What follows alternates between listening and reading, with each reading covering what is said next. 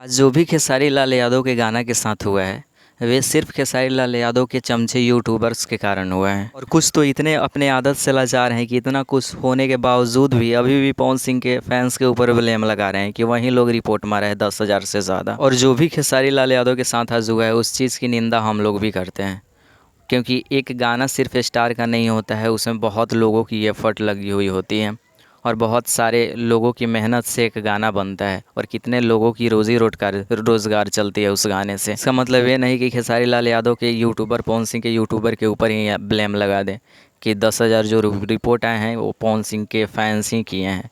और खेसारी लाल यादव के सबसे बड़े चमचे यूट्यूबर की हम बात कर रहे हैं जो कि बहुत ज़्यादा फेमस है, तो सीधा अगर अपने लाइव नहीं वीडियो अगर में बोल रहा है कि हम लोग ऐड नहीं लगाते हैं, कि तुम्हारी तरह ऐड नहीं लगाते हैं और तुम लोग तो पवन सिंह को मतलब ऐड स्टार नाम ही रख दिए हो।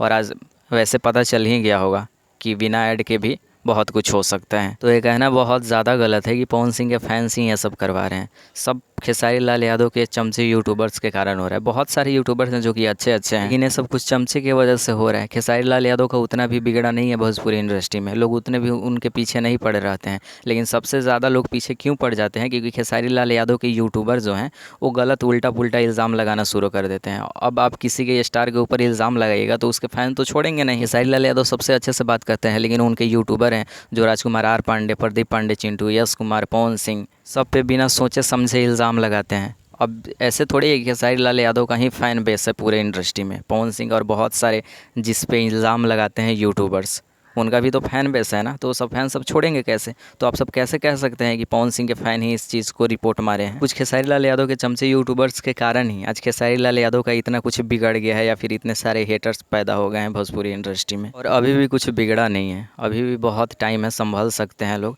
बाकी आप सब इस वीडियो को जितना हो सके शेयर कर दीजिए, हर एक यूट्यूबर्स के पास पहुँचा दीजिए। और थैंक यू सो मच इस वीडियो को पूरा देखने के लिए। अगर ऐसे कुछ अपडेट मिलता है तो हम आप सबको न्यूज़ बना के ज़रूर देंगे। बाकी आप सब चाहते हैं इंस्टाग्राम पे आना, तो वीडियो के डिस्क्रिप्शन में अपने इंस्टाग्राम का लिंक डाल दिए हैं।